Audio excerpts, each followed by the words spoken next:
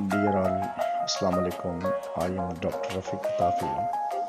Today I am going to discuss about the ear. इंसान के कान सुनने के लिए होते हैं और कान के 3 पार्ट्स होते हैं। सबसे बाहर वाला पार्ट एक्सटर्नल एयर पिनी होता है, जो एंटीना है, जो एयर को हवा को अंदर लाता है, जिसके अंदर वेव्स पाई जाती हैं।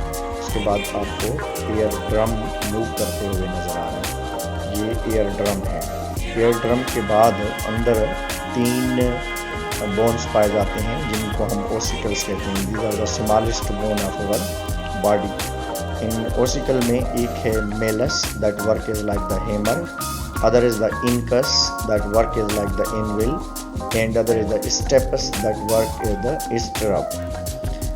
तो ये तीनों जो पार्ट्स आपको नज़र आ रहे हैं, ये देख रहे हैं, ये मूव करते हुए और वाइब्रेशन के लिहाज से भी है।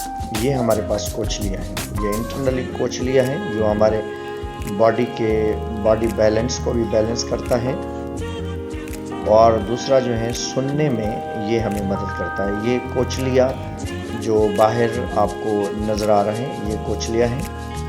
और कान के हमारे 3 पार्ट्स होते हैं, एक एक्सटर्नल एयर जो बाहर निकला हुआ कान है, और दूसरा मिडल एयर होता है, बीच वाला पार्ट होता है जो एयर ड्रम और अंदर से।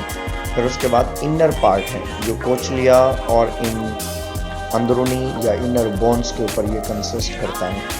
तो हमारे पास ये वन इज़ द मेलस। ये देखें, आवाज़ हमारे कान के अंदर जो आवाज़ बाहर से आता है वो 20 गुना ज़्यादा बड़ा होकर आपके कान के अंदर पहुंचता है, और फिर उसके बाद आपके ब्रेन की तरफ ये इंफॉर्मेशन जाती है। तो ये हमारे पास जो है एक्सटर्नल एयर पिनी से आवाज़ अंदर आता है। ये एयर ड्रम है, तो ग्रीन कलर वाला एयर ड्रम है, एयर ड्रम से टकराता है।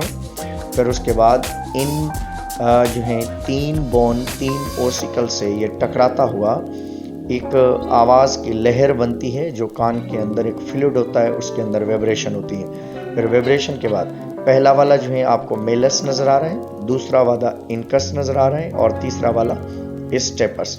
मेलस, इनकस और स्टेपस हमारे पास लास्ट में जो कोचलिया के साथ टकरा रहा है, ये स्टेपस है। और पहला जो एयर ड्रम के साथ अटैच्ड है उसको मेलस कहते हैं। मेलस और स्टेपस, इनके बीच में इनकस वर्क करता है। तो ये हमारे पास जो है कान के अंदर जो है इंटरनली हमारे पास पाए जाते हैं। तो कान जो है ऑडिटरी कैनाल की मदद से वेव्स को कलेक्ट करता है, और उसके बाद एयर ड्रम के साथ टकराता है, और मेलस, इनकस और स्टेपस, इन तीनों की मूवमेंट की वजह से हमारे कान के अंदर एक वाइब्रेशन बनती है, और उस वाइब्रेशन को टकराया जाता है किसके साथ? कोचलिया के साथ। और ये कोचलिया जो है इस इंफॉर्मेशन को कलेक्ट करके कहाँ भेजती हैं? नर्व्स की तरफ भेजती है, और ये ऑडिटरी नर्व की मदद से हमारे ब्रेन की तरफ ये इंफॉर्मेशन जाती है। तो ब्रेन फिर इस इंफॉर्मेशन को डिसाइड करता है, और ये डिसाइड करने के लिए हमारे पास ब्रेन की तरफ चली जाती है ये इंफॉर्मेशन।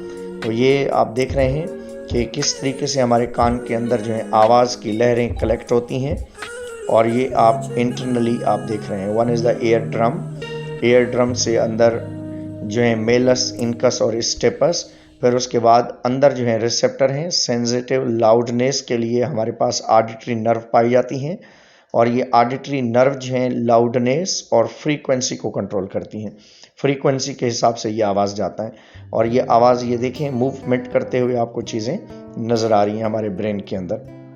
फिर ये नर्व इम्पल्स में कन्वर्ट होती है, क्योंकि दिमाग इसके अंदर कान के अंदर हमारे पास रिसेप्टर्स होते हैं जो हियरिंग रिसेप्टर्स होते हैं। ये हियरिंग रिसेप्टर्स जो हैं ये किस तरफ चले जाते हैं? ये ऑडिटरी नर्व्स की तरफ चले जाते हैं, और इसी तरीके से ये मूव करती हैं ब्रेन। ये आप देख रहे हैं, ये कलेक्टिव एक इन्फॉर्मेशन आप देख रहे हैं कि ये एयर पिनाई के अंदर से ऑडिटरी कैनाल की मदद से अंदर वेव्स आईं, और ये वेव्स एयर ड्रम के साथ टकराईं, फिर मेलस, इनकस और स्टेपस की मूवमेंट की वजह से ये कोचलिया तक पहुंची। कोचलिया वाले पॉइंट पे जो है इंटरनली फ्लूइड भी पाया जाता है, और उस फ्लूइड के अंदर जब इस स्टेपस की वजह से वाइब्रेशन होती है तो ये मैसेज, ये information by the help of auditory receptors जो हैं, ऑडिटरी नर्व की मदद से ये हमारे ब्रेन की तरफ चले जाते हैं, और ब्रेन के अंदर जाकर फिर इसका डिसीजन होता है कि आपको जो आवाज़ सुनाई दे रही है वो कौन सी है, किस टाइप की है, और कैसी आवाज़ जो है हमें सुनाई दे रही है।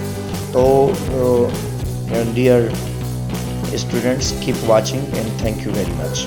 अल्लाह हाफ़िज़।